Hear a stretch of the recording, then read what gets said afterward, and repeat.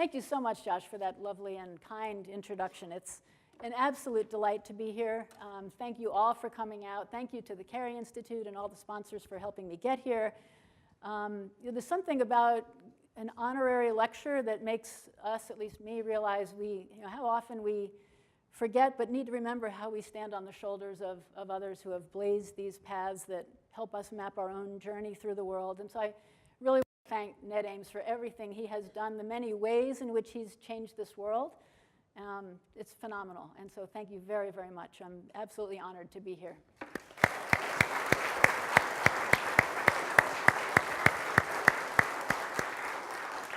I also like to say that when I was a 20-something, I wrote my first sort of serious research paper that sort of set me on a little bit on my sort of path.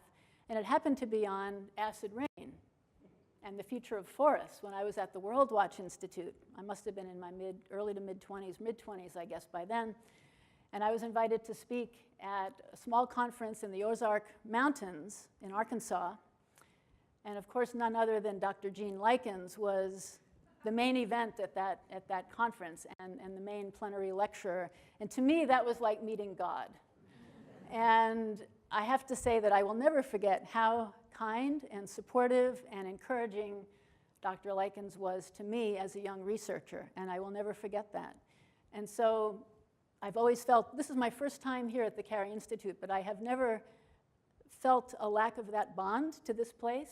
I think it was 1985 or 86, and so 2 or 3 years later, 2 or 3 years after Dr. Likens had founded Carey, we met. And so Carey has always had a special place in my heart for that reason. So thank you very, very much.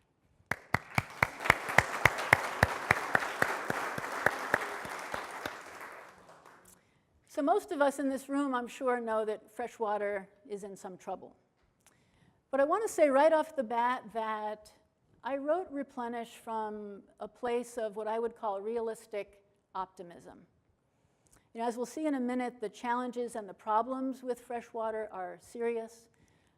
There are a lot of ways in which our way of engineering the water system and building dams and levees and diversions to bring water where and when we need it to us have given us lots and lots of benefits.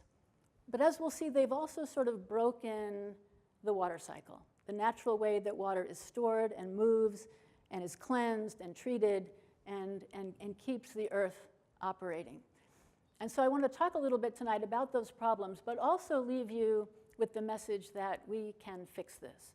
And what Replenish attempts to do is find those stories, those examples of unique collaborations and partnerships and innovations that are helping us to prepare for this future, where we need to work more with nature than against it.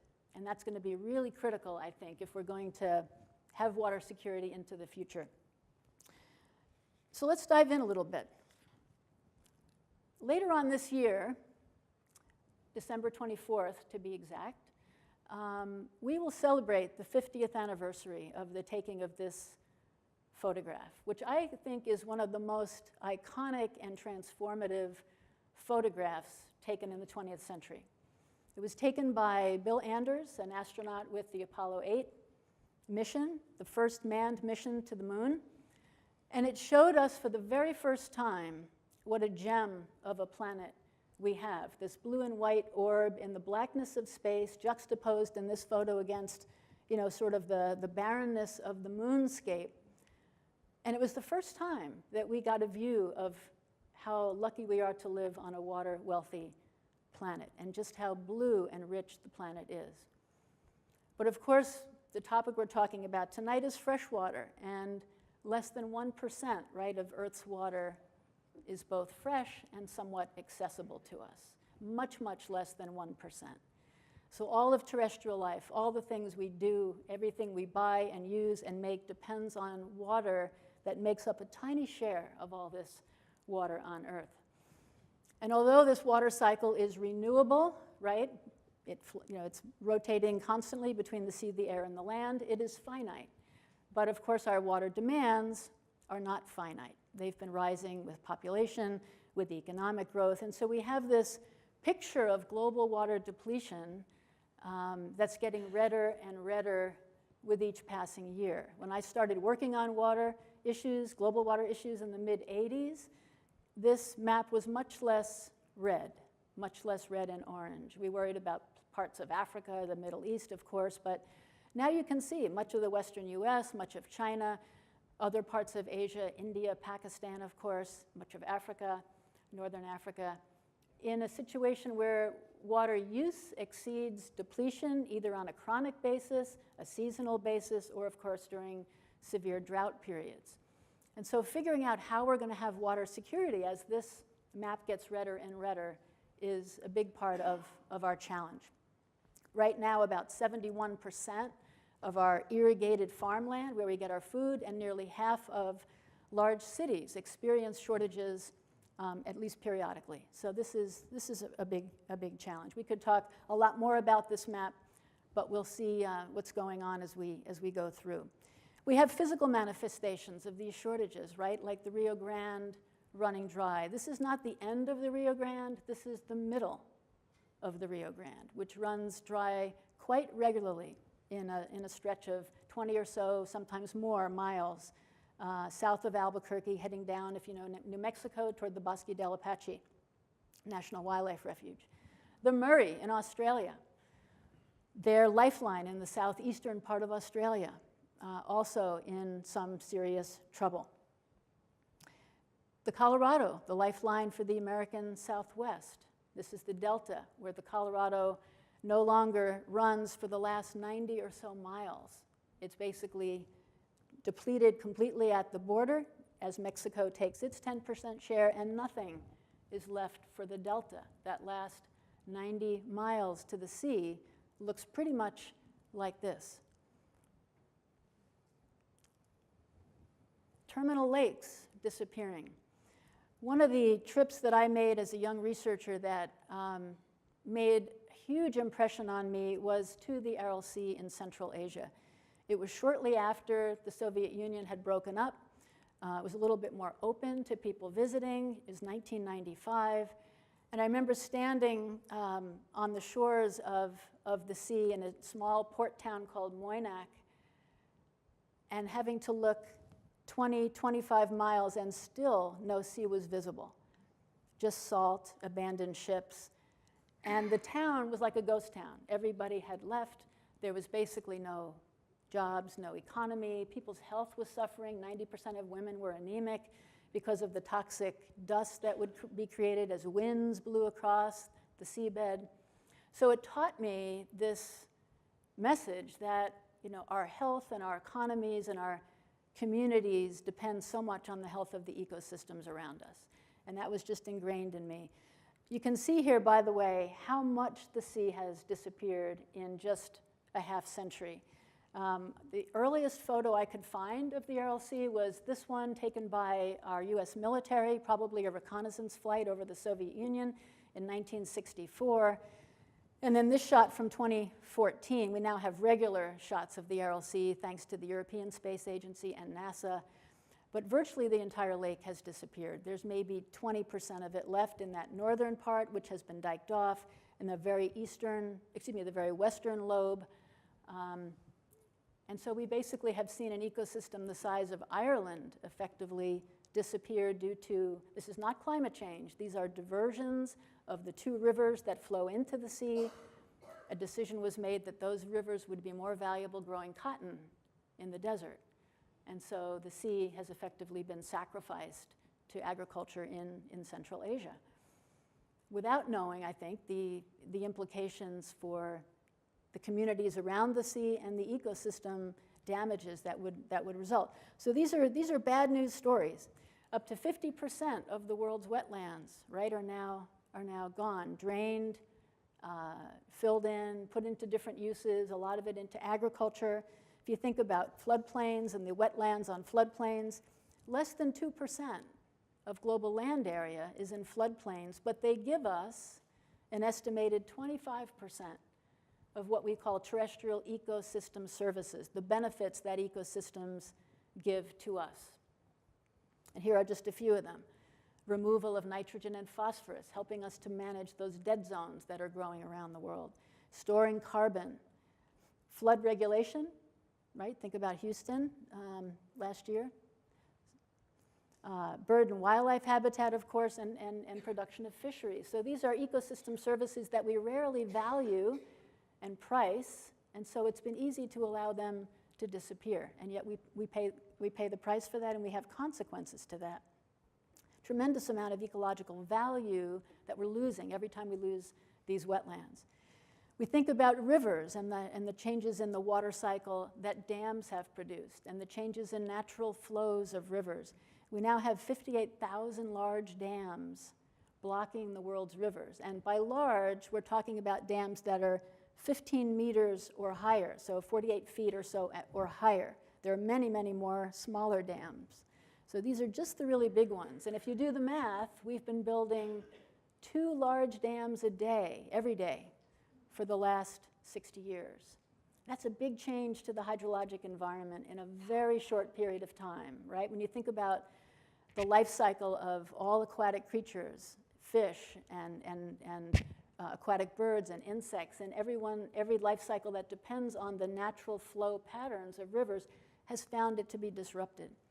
So it's a good bit of the reason why we have so much threat to freshwater life today, are the changes in these natural flow patterns of rivers.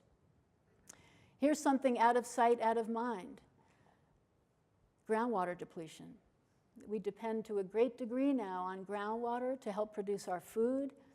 And if you look at particularly China, India, the Western US, the Middle East, northern India, northwestern India, and you add up the depletion and translate that into how much food it produces or could produce, you come up with this estimate that about 10% of our global food supply today depends on the overpumping of groundwater. So in effect, we're using today's water to meet, we're using tomorrow's water to meet today's food needs, which begs the question, what about food security tomorrow? Right? And so we've gotten a much better sense of what's going on underground thanks to a NASA mission called GRACE, Gravity Recovery and Climate Experiment, which since 2002 has given us a look at what's happening in the Central Valley of California, Northwest India, China, and has validated what we've suspected for a long time, that we're rapidly depleting some important underground aquifers. This was new to me, and I realized as I was writing Replenish that for my entire professional life, I had not paid enough attention to water stored in soil. The fact that globally soils can hold about 8 times as much water as all rivers are holding at one point in time together, that's an enormous amount of potential water storage. And yet much of our agricultural practices have led to wind erosion, water erosion, and a loss of fertility, a loss of the organic matter in the soil that allows for that water to be effectively stored. And so this is something that I realized I had really not paid enough attention to, and was a steep learning curve for me to realize how much extra resilience we could get in our food system by paying more attention to the soil reservoir, the soil water reservoir. We'll talk a little bit more about that. Dead zones from that excess nitrogen and phosphorus. Don't worry, we're going to get to the good news. This is like, I can see everybody going down, down, down, down. We're going to come back up. Okay, hang with me just a couple more. That we have now 400 dead zones, at least, probably a bit more now, around the world in our coastal zones. You can see all up and down the East Coast, of course, the Gulf Coast. Last year was the biggest dead zone that scientists in the Gulf, measuring and monitoring the dead zone in the Gulf of Mexico. Last year was the largest one they had measured to date. It was about the size of New Jersey. Again, all of this nitrogen and phosphorus coming down from the Mississippi, upper Mississippi and lower Mississippi watersheds and out the Mississippi into the Gulf. But also, of course, in Europe and so on. So nitrogen and phosphorus loads have been increasing, and the loss of wetlands that we just were talking about have allowed a lot of this to flow unimpeded into our streams and contaminate our waterways, leading to these dead zones.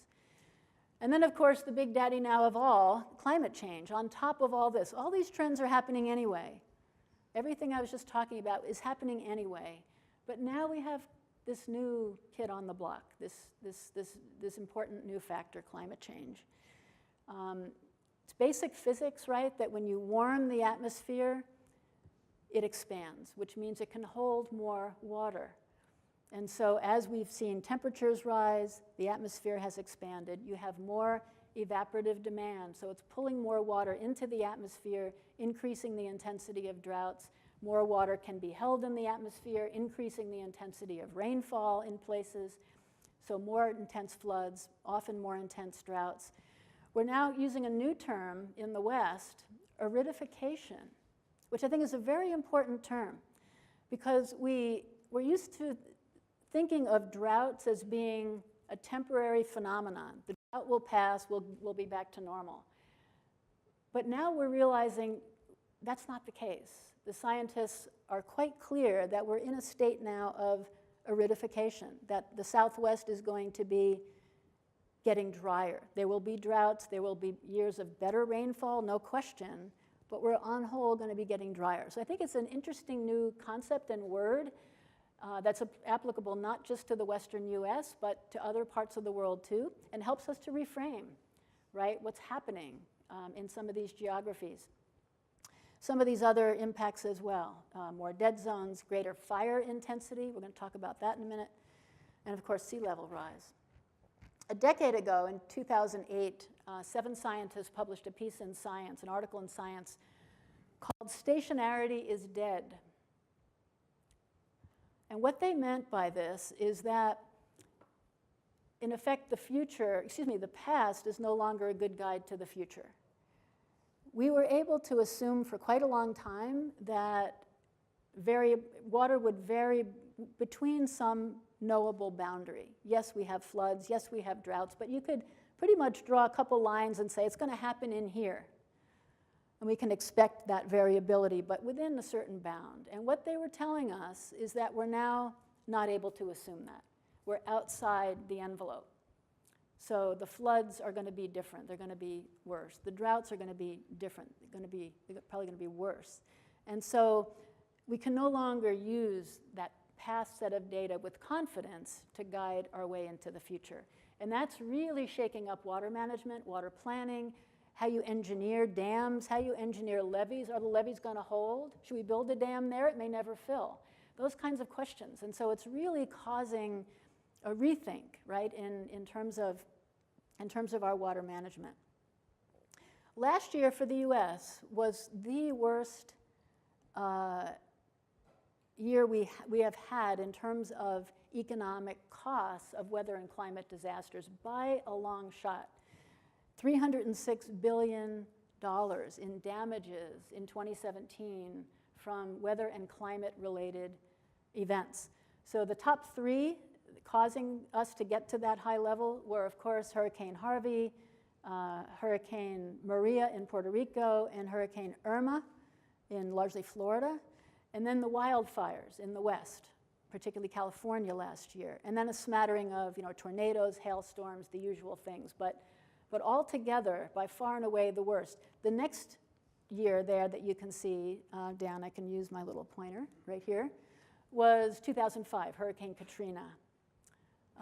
So a good bit past that year. And we don't know if this is going to be a new trend, that we're going to be seeing this kind of damage more often, but we need to think that it's possible, right, that we're going to be in this kind of a scenario.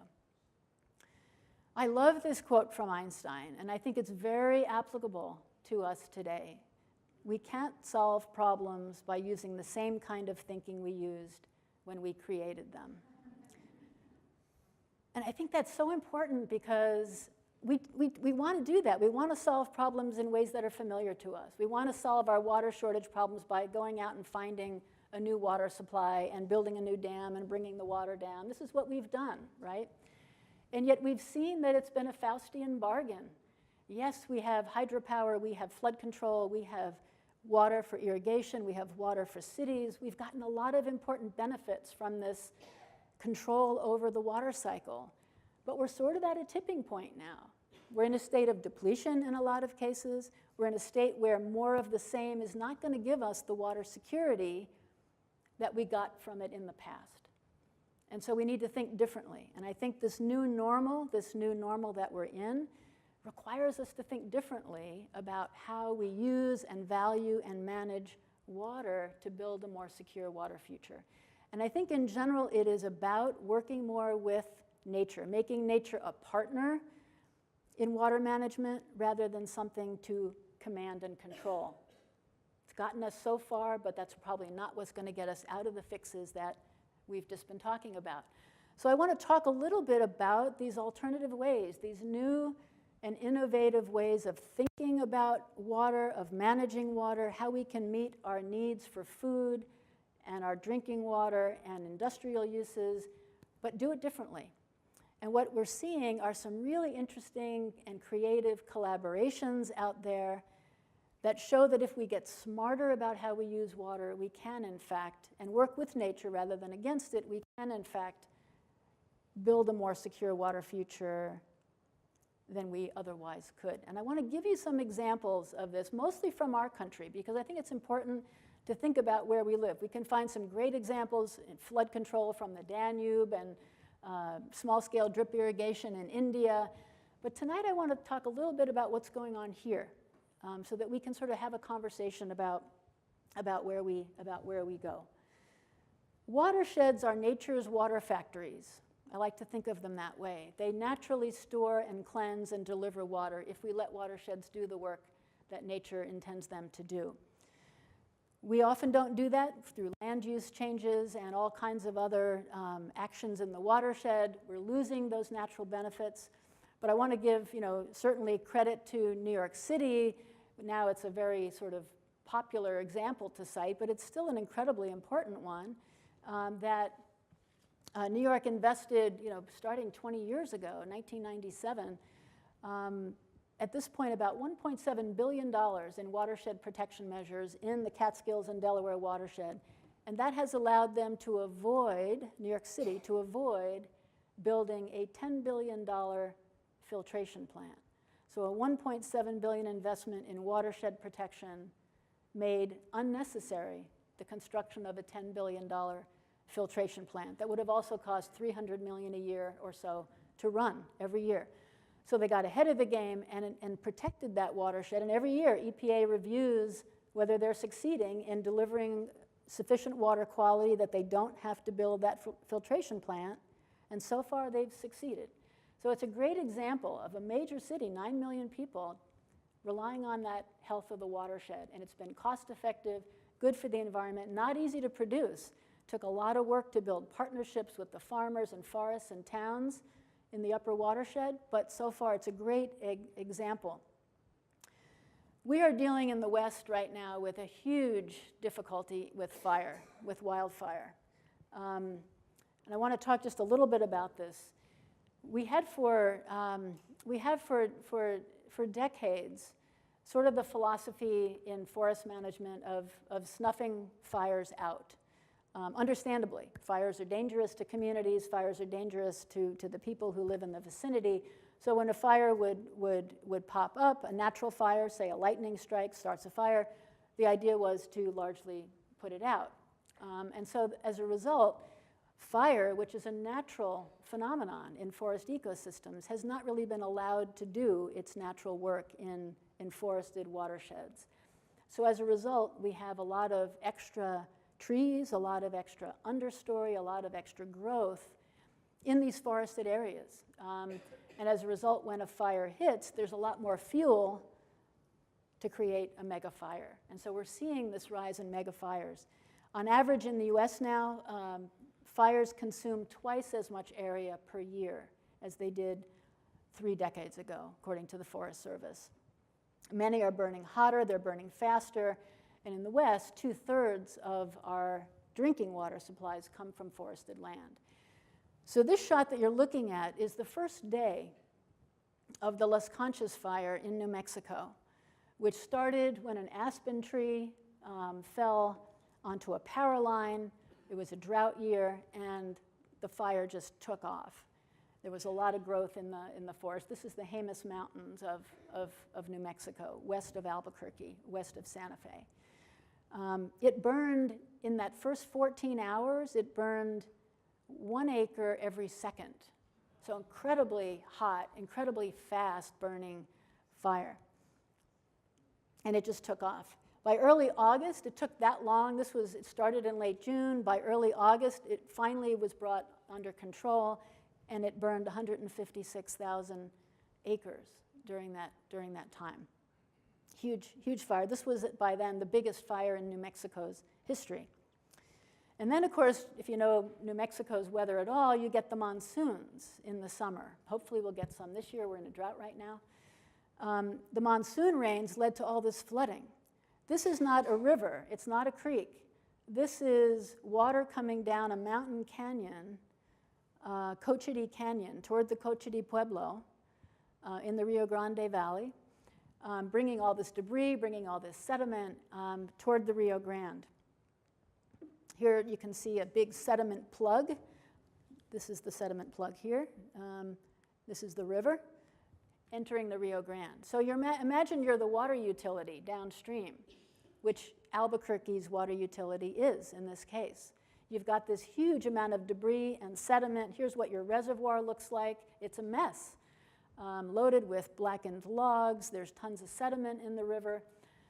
And so Albuquerque shut down its water intakes for several weeks that summer. Fortunately, they had groundwater that they could pump. They were afraid all of this was going to gunk up their water treatment works. They shut down the intake from the river and pumped more groundwater, which they were lucky to have to do. So this more and more, right, is the scenario we have to prepare for. And so it might be easy to sort of, for the utility and for the businesses and industries that depend on that water from the Rio Grande, to just cross your fingers and hope that this doesn't happen again anytime soon. Or you can say, this is likely going to be coming more and more often. What can we do to prepare for this? And that was the thinking behind the creation of the Rio Grande Water Fund. It was spearheaded by the Nature Conservancy of New Mexico. And the Nature Conservancy, if you're familiar with them as an international organization, have created water funds in many parts of the world. This is a quite unique, in my experience, a quite unique example because of the collaborative nature of this water fund. The idea is to build resilience against wildfire and build a protection of water sources into the future, anticipating more fire in the watershed.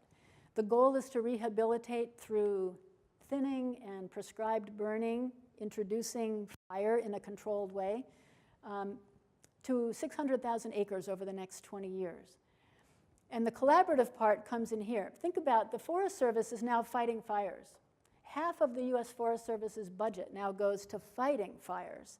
So they don't have the resources to go in and do the watershed rehabilitation to prevent the fires. And so recognizing that reality, the Nature Conservancy has now gotten 60 signatories, local, state, federal government agencies, private businesses from banks to all kinds of industries in the valley, nonprofit organizations, 60 signatories to a non-binding charter agreeing to work together to rehabilitate 600,000 acres of land over 20 years.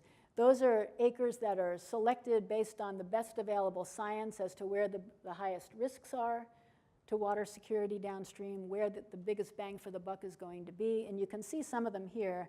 Sorry, the map comes out a little small, but here's the Las Conchas burn we were just talking about. But some of the rehabilitation work going on here in the Jemez, projects down here in the Sandias and Manzanos, and collaborations with a lot of different organizations, land trusts and organizations that work in the watershed. The utility down here, Albuquerque's water utility, has kicked in money as well because they see, even though it's not their land, they realize that the security of water for their population in Albuquerque depends on a healthier watershed. So to me, this is the kind of inspiration and collaboration we're going to need to come up with these kinds of creative solutions. off to a good start, $33 million raised to do this work, 70,000 acres, a little more than 10% of the goal already met. A long way to go. But people are taking a look at this and seeing this collaborative nature, this buy-in. You go to these meetings and there's an incredible energy. The best science is coming together with practical on-the-ground restoration work. We're talking not just about tree thinning and prescribed burning, but also restoration of meadow wetlands for water storage and water cleansing and water health and floodwater capture. Interesting array of projects, and it's brought together a lot of interest in New Mexico. Very exciting, I think, project to watch. What about groundwater? We saw that number, 10% of our global food supply depends on the overpumping of groundwater. How do we turn that around? Obviously, we have to use water more efficiently, right? There's a lot of ways in agriculture, and we'll see a few of them in a minute. We can use water more efficiently. California, in this country, California has one of the biggest areas of groundwater depletion in what we call the fruit and vegetable bowl of the country. If any of us eats tomatoes, avocados, whatever time of the year, a lot of it's coming from the Central Valley of California, right? So there's been huge depletion of groundwater in that Central Valley of California. This chart is just showing what that's looked like over the last 50 or 60 years, going back to 62. It averages out to about 2 million acre feet a year. That's enough to supply 4 million people with their household drinking water for a year. And so it's 80 million acre feet over this time frame that's been depleted from those aquifers. And this is largely from that satellite data, the NASA satellite data that I mentioned earlier, and work by Jay Fmiglietti at UC Irvine. So what do we do about this? So obviously reducing pumping is part of it, figuring out how to use that water more efficiently. But again, scientists got a bit creative and started working with farmers to explore the possibility of taking wintertime floodwater and actively recharging the groundwater by spreading that floodwater on farmland. Now, if you're a farmer, you might not be so cool about that idea, right? What's going to happen to the land? What's going to happen to the trees? This is an almond farm outside of Modesto, California, where wintertime flooding was occurring and water was directed to 5 acres of an almond farm. And this is Helen Dahlke from UC Davis, who is studying with her team and working with farmers throughout California to understand the impacts on the soils, the quality of the soils, what's happening to the roots of the trees, what's happening to the quality of the groundwater if you allow this flood water to soak through fertilized land and reach the water table and replenish the groundwater supply. So it's a combination of scientific experimentation, monitoring, and working with farmers who realize they have a job to do in restoring balance. You can see here in 2014, California came late to the game of passing a law that covers groundwater use and management. Arizona passed theirs in 1980, California only in 2014, but better late than never. And so farmers are kind of under the gun to figure things out. And so the irrigation districts are very interested in exploring these kinds of solutions. And the estimates are that if this was done on a larger scale, it might cut this depletion problem by as much as 1/4. This is Nick Blum. He was the farmer outside of Modesto whose land that was. He agreed to basically volunteer 5 acres of his almond farm in order to participate in this experiment. He just saw it as a good thing to do for future generations. He's going to have to figure this out, as will his neighbors. But the benefits are clear if it works, right? You're banking water. If you think about droughts, your rivers are drying up, your reservoirs are shrinking. It's groundwater that we turn to in times of drought. That's kind of our security blanket in times of drought. Then you want to replenish that groundwater supply in the wet years. But how you do that has always been a bit tricky. And so here, the benefits are quite clear, and the science is so far showing that it may be scalable. And so last year, when California had an extremely wet year. You might remember there were issues at Oroville Dam because of all the floodwater coming down through the system. The irrigation districts themselves put out a call and said, farmers, we recommend you take some of this floodwater and allow it to flood your land, recharge the aquifer beneath your land. We'll give it to you at no cost or at low cost to try to replenish the aquifers.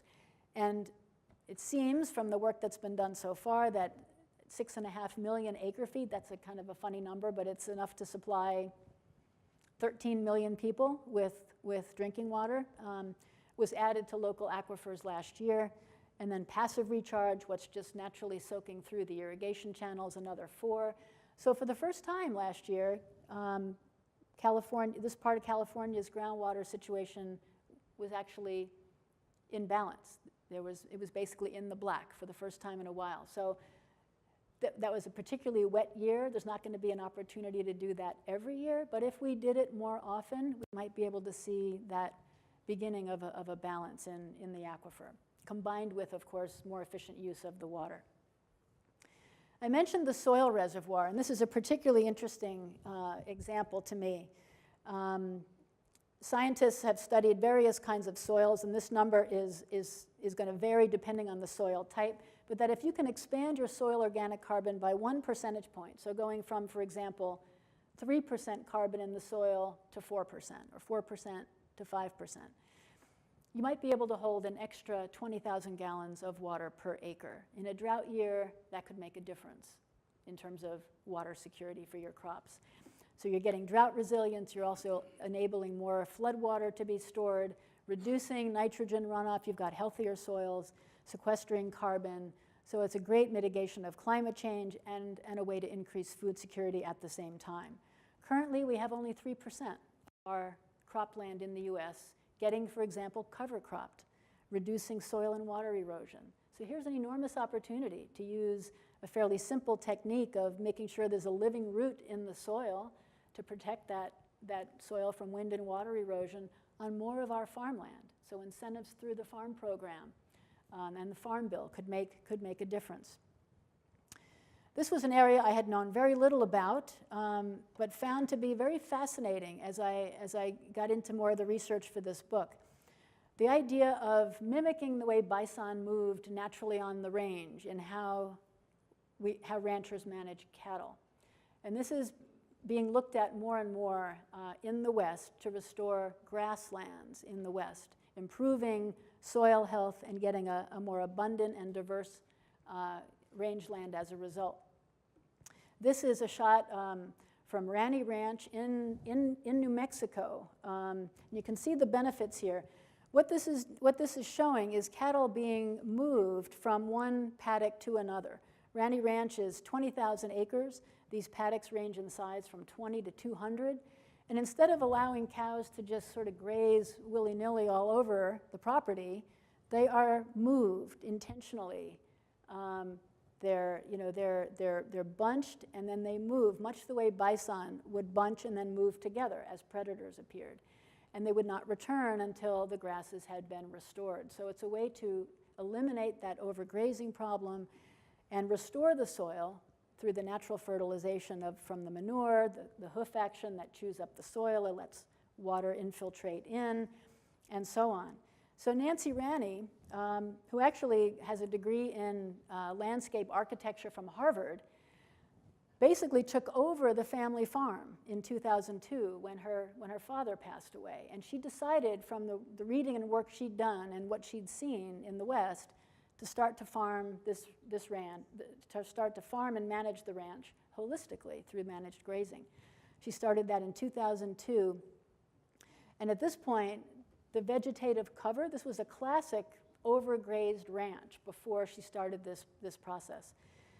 The vegetative cover has increased from 40% to 70%, and the diversity of grasses. Here she's showing me a winter wheatgrass, which didn't even used to appear on the ranch. The diversity of grasses increased 9-fold, from 5 different species to 45. And so the Audubon Society has taken a look at this, and of course they're concerned about the decline of grassland species. How are we going to create more habitat for the grassland species in the United States and Mexico and Canada, that band in the Great Plains that's so important for grassland species of birds, which are some of the most at-risk birds in North America now. So they realized a lot of this land is private ranches.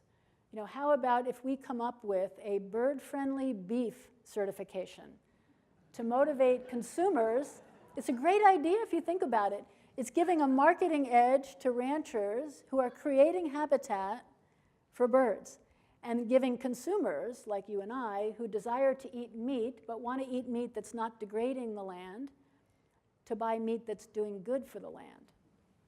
It's a great idea. It's new, but they're going at it. And there are 40 pilot ranches in grassland ecoregions in the United States and a little bit into Canada, I believe, that are now partnering with Audubon on this.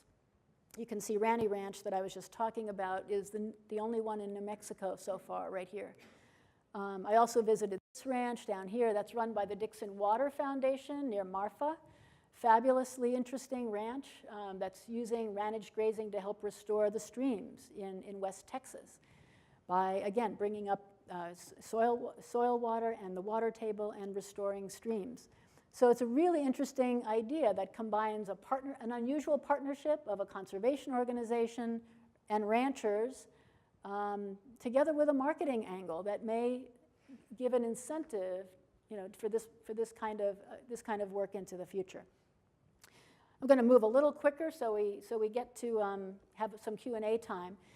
Just think about rivers. This is also one of my favorite examples. By the way, I should have mentioned this, that some of these stories and examples, including the one I'm about to talk about, are part of an initiative that I started when I was with National Geographic called Change the Course, which is a water stewardship initiative that brings conservation groups together with the business community and the public to do the two things that we need to do if we're going to have water security, right? Shrink our water footprint and restore water to freshwater ecosystems. So the groundwater work is part of that. This project that I'm about to talk about is part of that. We now have 40 projects across North America that are part of our Change the Course initiative, restoring health to ecosystems and showing what we can do if we get smarter about how we use water. The Verde River is, does anybody know the Verde? Not too many. I didn't either until I started working on it. It is, along with the San Pedro and the Gila River, one of the lifeline river ecosystems for migratory birds in the Southwest. It's a beautiful ecosystem. It's a ribbon of green through the desert of Arizona, part of the Colorado River watershed, water basin, so it flows into the Salt River and then on into the Colorado. But like many rivers in the West, during the irrigation season, around now, the irrigators would take all of the water out of the river and put it into their irrigation ditches and then irrigate their land. So you'd have 5, 6, 7, 8 miles of the Verde River without any water at all. Bad for the birds, bad for the fish, obviously bad for boaters and fishermen and everybody. And so a conservation organization, in this case the Nature Conservancy of Arizona, took a look at this system and realized that if we put in a way to measure, this is not rocket science, if we put in a way to measure the amount of water that is really needed by the irrigators and allowed them to take just the water they need, enough could remain in the river to keep it flowing. All this took was basically installing an automated head gate on the ditch system. This is Frank Gaminden. He was the ditch boss at the time. He's kind of showing off his new gadget. But this is the ditch. And so typically all of the water from the river would go in the ditch system and the river would be dry.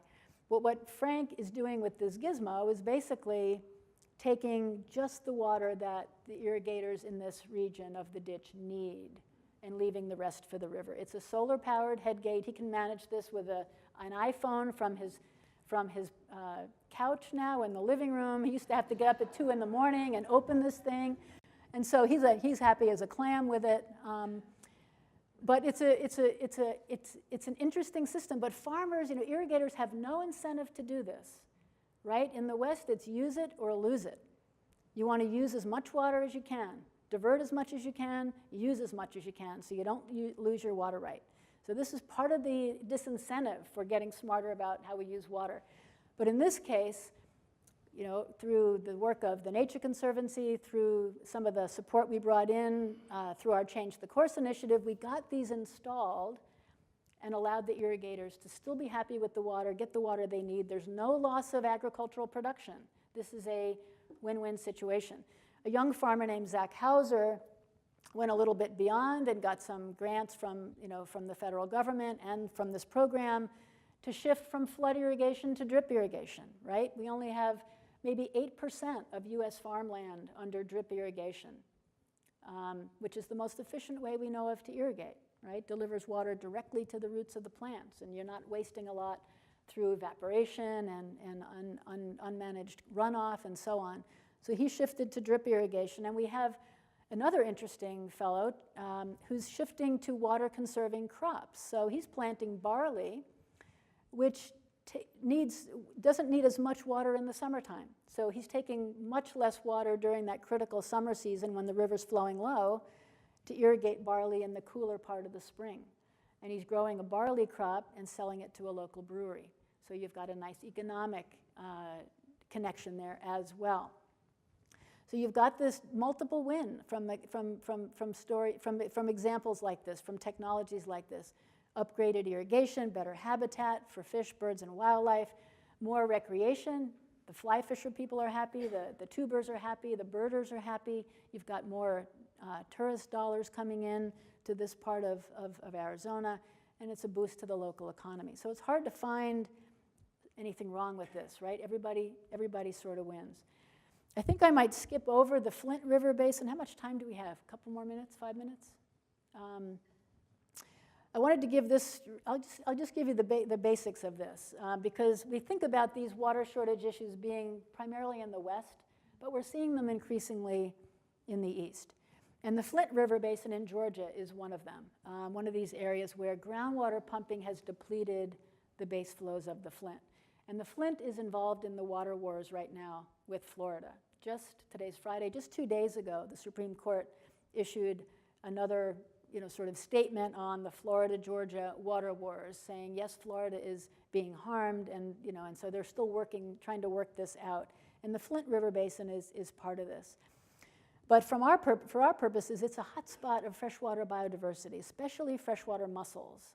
So here's an example, a picture of Spring Creek, scientists basically doing a survey of the mussel populations in this important tributary in the Flint, documenting that we're losing populations of mussels as a result of how we're managing water, both in terms of water supply and water quality, of course. And so here, it's a partnership again with agriculture. These center pivot irrigation systems literally rolled into Georgia in the 70s, are very numerous now, used to pump water from underground and irrigate vast acreages of largely cotton and peanuts. Those are two of the big crops. But now what they're working on with scientists from the University of Georgia is bringing information technology together with efficiency technology to see if we can get more crop per drop, improve efficiency, still keep our yields the same as they were, but use less water. And what they're doing is something called variable rate irrigation. It's a terrible name. You can call it VRI. But basically what it does is you put sensors in the soil sensors out in the field that tell you in real time how much water the crops are going to need. And then you can program your irrigation system. Casey Cox is doing that there on the right. You can program your center pivot irrigation system to deliver just the right amount of water to that section of crop. There's a GPS in the irrigation system itself, so it knows where it's at, and you program it to deliver a certain amount of water based on what the sensors are telling you. So if we can get that kind of efficiency in the system, you're able to save quite a bit of water. 15% doesn't sound like a lot, but in agriculture, that's a lot of water. If you can keep that in the stream, that's a fair amount of additional flow for the river. And so they're getting really good results, at least in the tests so far, 30 to 40% increases in crop per drop, yield per unit water, which if that could be scaled up would be phenomenal. I love this comment by George Velitis. He's one of the University of Georgia researchers working on this. If the state of Georgia said we're going to try to solve the water wars by investing in VRI, parenthetically saying instead of the lawyers, right, we'd have an explosion of use. But the idea is getting this out, right, scaling it up. And that's true with all of these examples. How do we scale it up? I'm running out of time, and I want to give you the last story before we close tonight. So I'm going to skip over this. This is too bad because this is some good news in our urban areas, that we are saving water.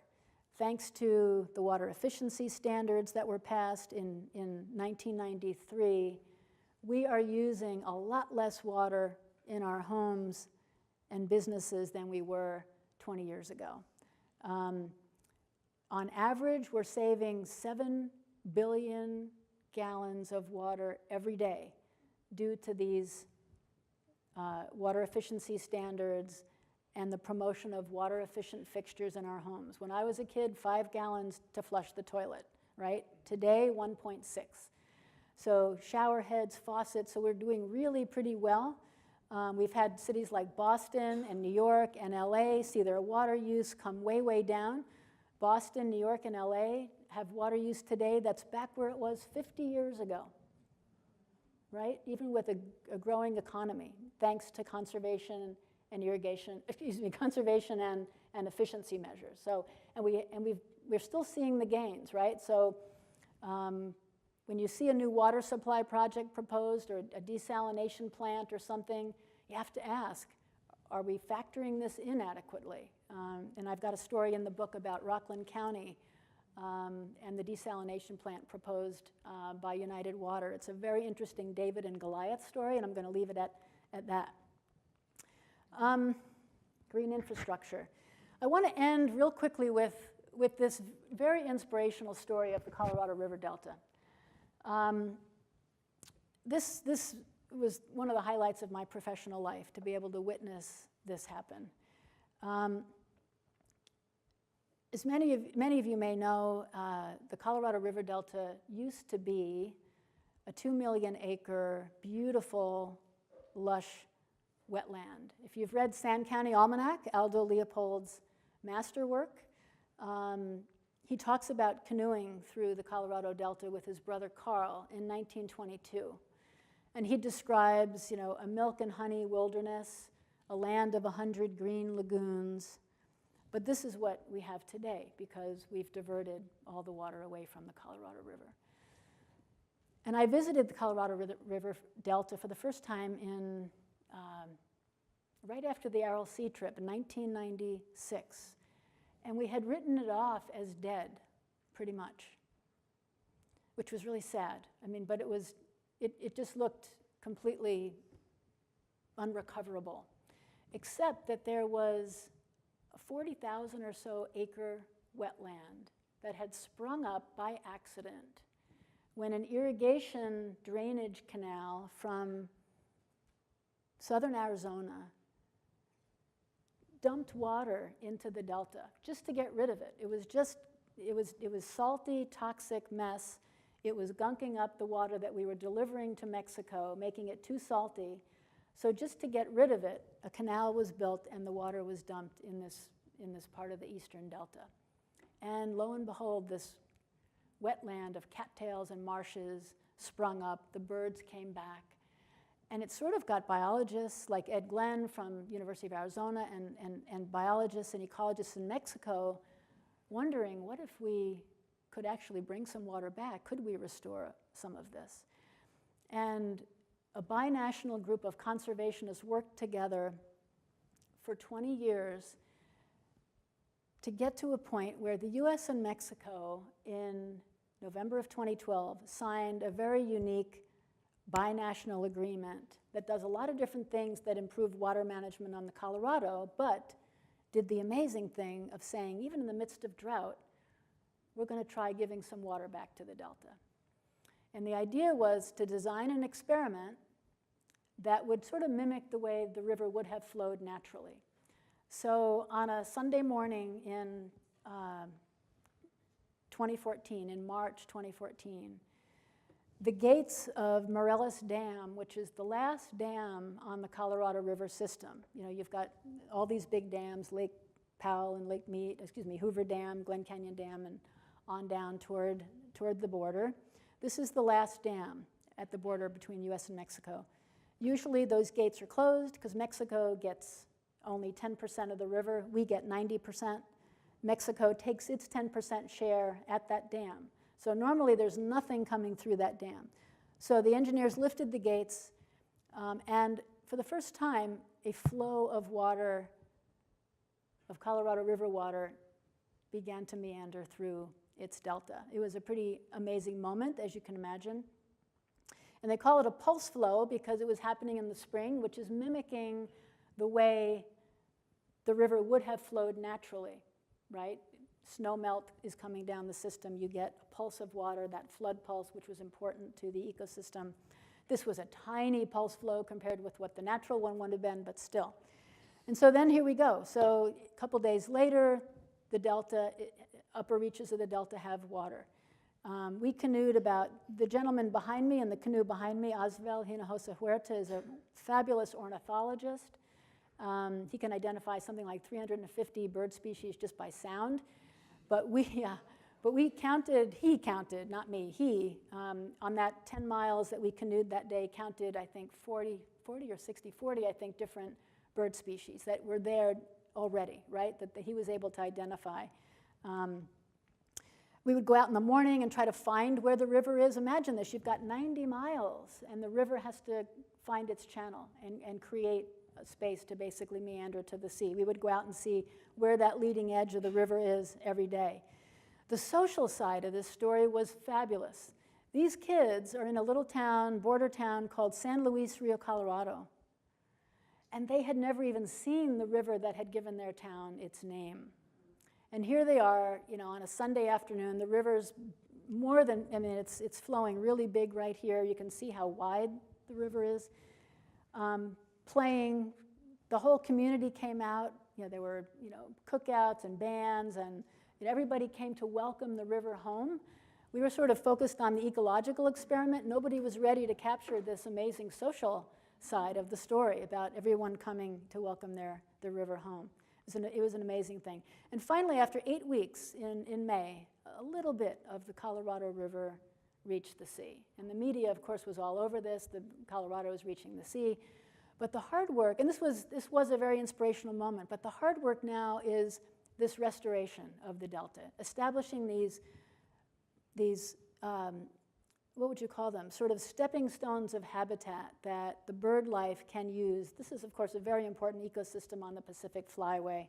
So the active restoration, delivering water, continuing to deliver water to these active restoration sites of cottonwood, willows, mesquite, the basic trees that you would have naturally found in the delta. And so a water bank has been formed that's purchasing water from willing farmers and delivering water to these ecosystems and trying to recreate a little bit of what used to be there so that the birds and wildlife have something to sort of get a toehold from.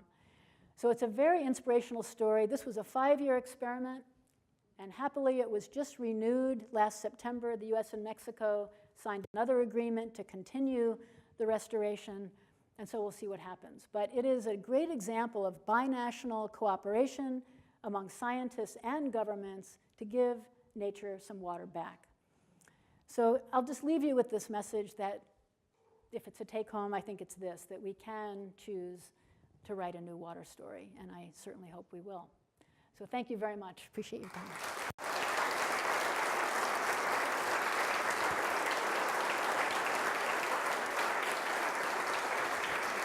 Do we have time for questions?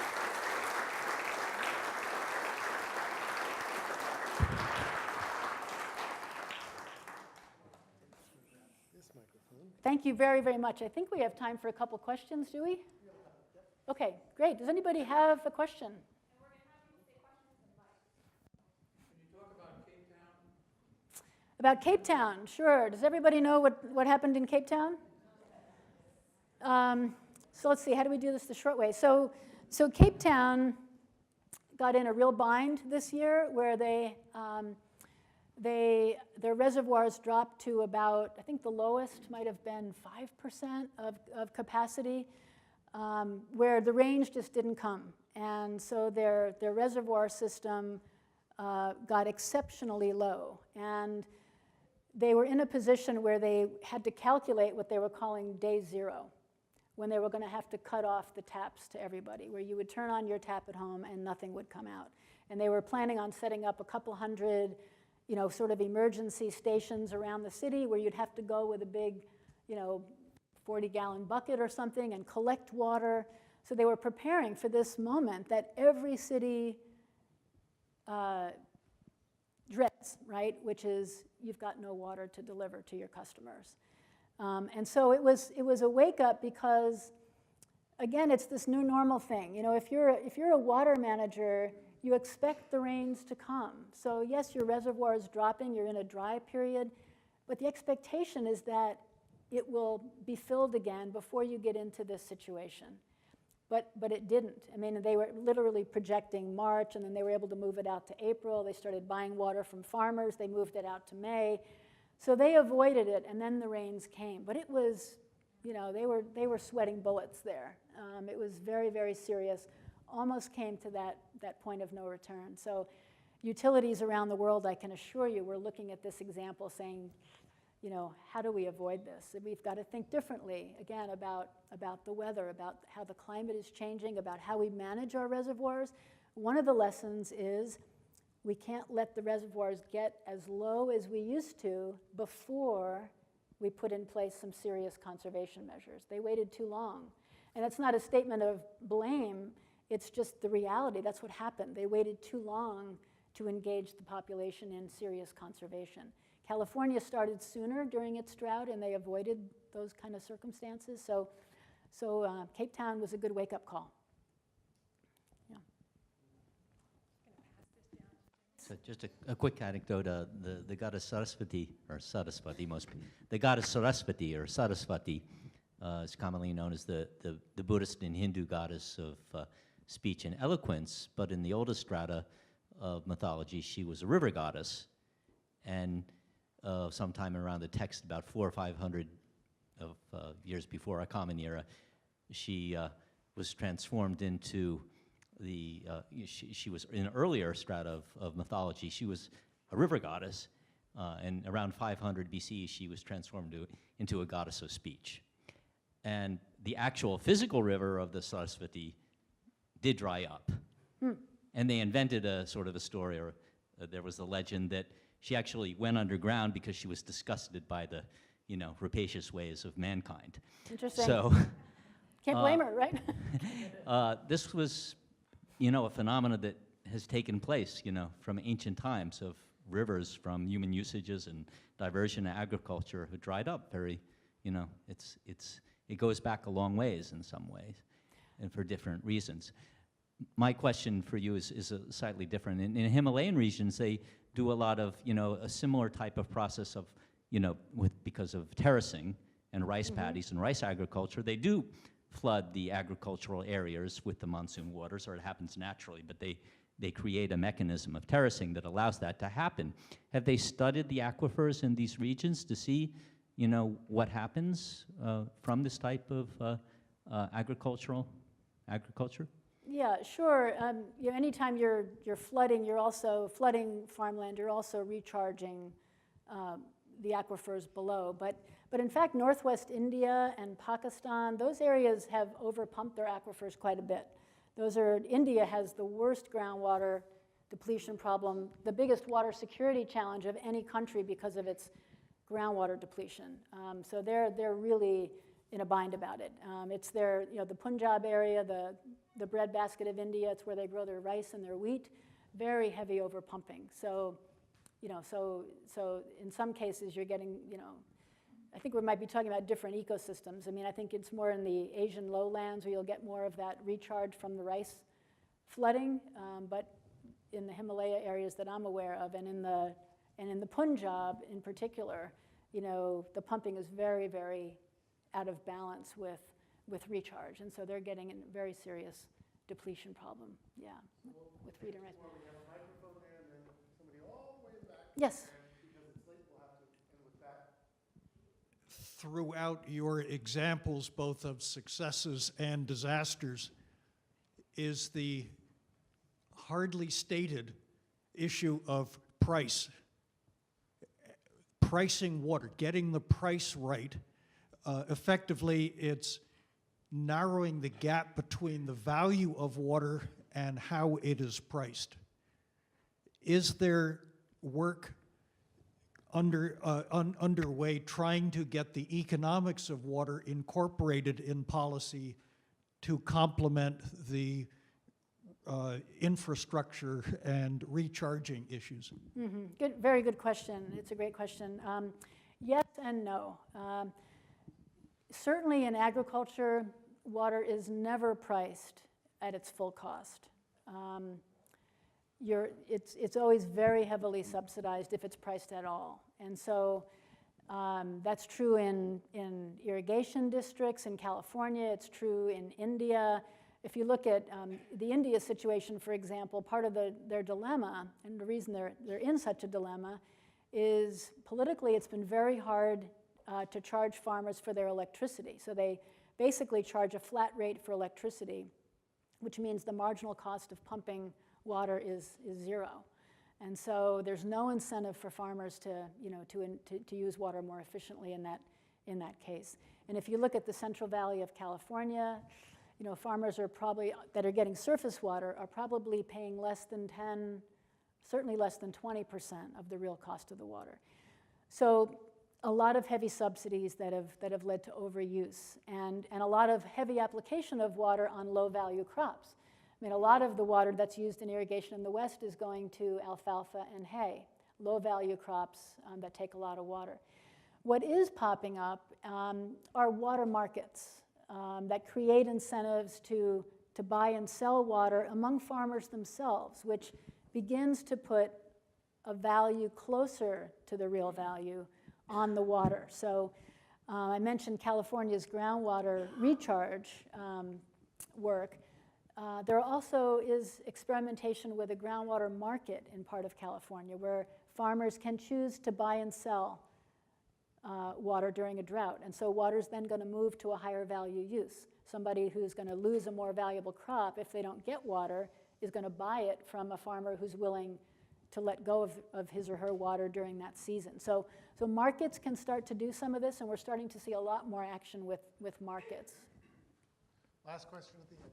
Okay. Thank you so much. This was illuminating and very restorative.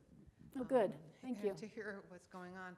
But I have a question with regards to the EPA and the shift away from protecting lands, not for farmers, but for the parks and other wilderness areas that are now being sold to the highest bidder, or not even the highest, but for mineral extraction and all these other things.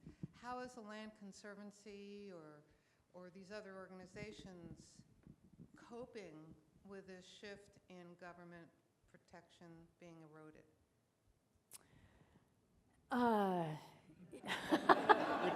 Sandra, would you like me to take that one? I think there's a simple answer, and that is there are people at the Natural Resources Defense Council, Environmental Defense Fund, Earth Justice, who are suing the government, right? And so the proposals, they're still just proposals, mostly in Interior, not in EPA, to open up access for mining and oil and gas exploration, are being brought to court and therefore slowed down, right? But slowed down is the appropriate part of that sentence. There really is nothing else. It is the right of the government to lease those lands. They have been set aside as much as they can, and they can reverse some of that. There will be a great case on whether you can reduce the size of monuments made by one president by another president. That will work its way through the courts over the next 3 to 5 years. But really, that's where this is going. Anything you want to add? No, I think that's right. And I think, the EPA too is starting to roll back, regulations in a whole variety of ways, and stay active. And this is something we can do is stay active and stay vocal. there's a serious erosion of environmental protections going on right now. And because we're occupied with the drama of everyday news, we're not always aware of what erosion of protections is happening. So, you know, I think we just need to speak out. And I think most people want clean water. They want, you know, clean air. They want these things. And I think we need to do the best we can to stop the erosion. So it is almost 8:30. You guys have been remarkably patient, Yes, you but have. it's not a question of patience. You've been wrapped by our speaker. Sandra, thank you so much. Thank you so much. Thank you.